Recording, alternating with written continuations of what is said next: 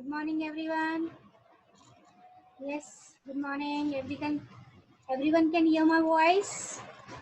Am I audible, students? Yesterday's further. And you have understood what are our fundamental duties. Today I'll go with the fundamental rights. Before that, I want students, I'm just giving a reminder that you ask your parents to register for the exclusive webinar for parents. It is hosted by our school on Saturday, 4th July at 5 p.m. And the speaker is Dr. Josepa Binderbala, leading a psychiatrist in Mumbai with 23 years of experience in the field of talk about online schooling in Corona times. So it's my request, please ask your parents to register for this. It would be very helpful how to study during this pandemic COVID-19. Okay, students? So just make the reminder to your parents to register today because tomorrow we have this exclusive webinar. Now I continue with my chapter, that is fundamental duties. I'll share PowerPoint presentation with you, students. Preamble to the Constitution. See, we must honor the national flag and national anthem. We, the people of India, having solemnly resolved to constitute India into a sovereign, socialist, secular, sovereign means free India, socialist democratic republic, and to secure to all its citizens justice, social, economic, and political liberty of thought, expression, belief, faith, and worship, equality of status and of opportunity, and to promote among all its citizens fraternity, assuring the dignity of individual and the unity and integrity of nation. In our Constituent Assembly, this 26th day of November 1949, do hereby adopt and enact and give ourselves this Constitution. So this is the preamble to the Constitution in which goals are defined out.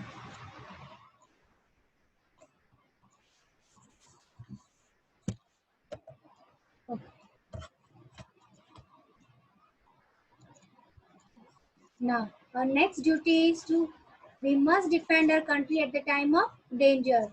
Yes, at the time of danger means if there is any foreign attack, at the present time we can take the example of China and Pakistan we have continuously.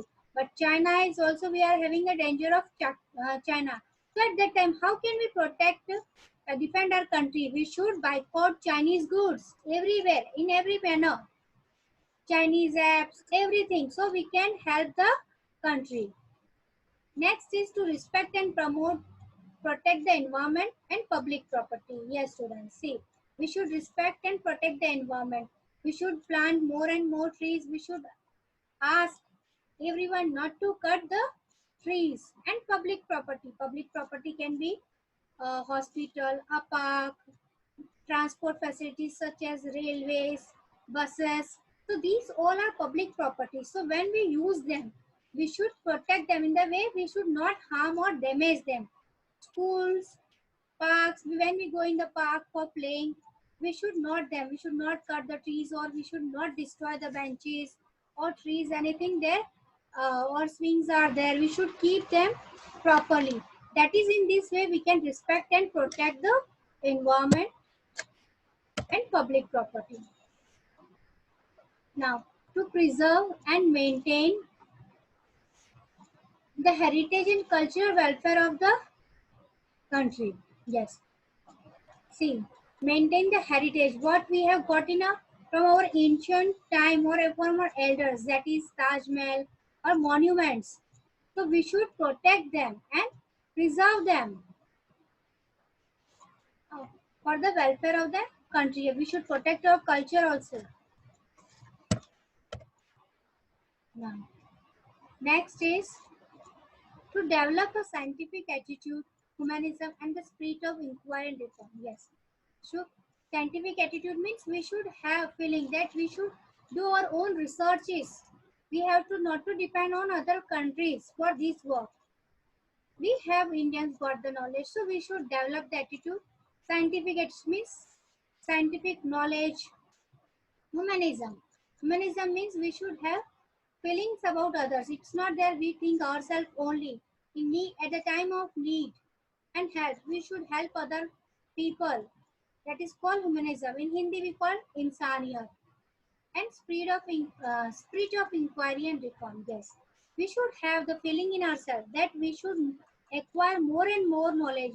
We have to be more innovative, and development should be taken place in our own country. We should not depend on other countries for researches, new inventions, new discoveries. So that is to develop the scientific attitude and spirit, students. Now, next is to follow, uphold, protect, and defend the sovereignty, unity, and integrity of the nation. Yes. See, we have got after 200 years of British rule our this freedom. So it's our duty to maintain this,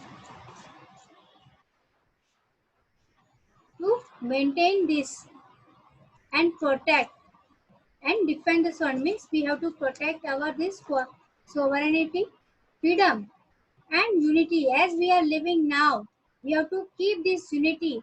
We all people of different community, religion are united. As see, differences are there. We have 28 states, so many different languages, culture. But what is happening? We all are united. And integrity of the nation is maintained, students.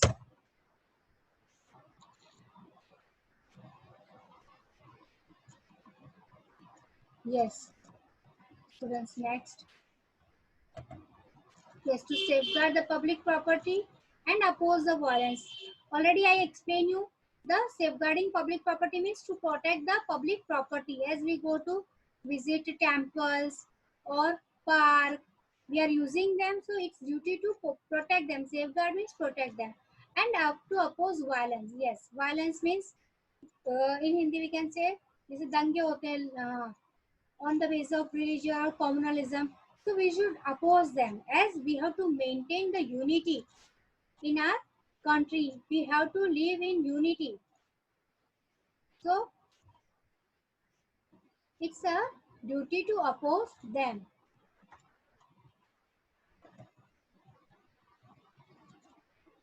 Yes, next is to honor the idols which inspire India's national struggle for freedom. Yes, you all know.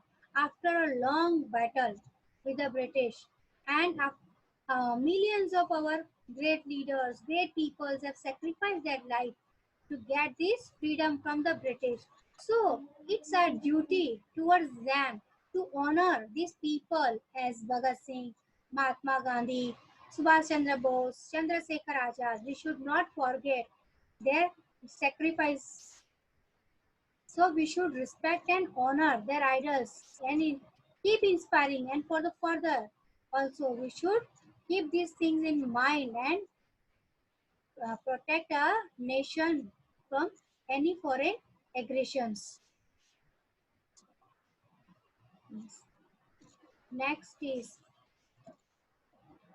see, every citizen who is a parent or guardian should provide opportunities for education of his or her child. Yes, as government has made free and compulsory education, students, so that it should be the duty of every parent to give education to their children. If we children are educated, we can take our country to its high zenith.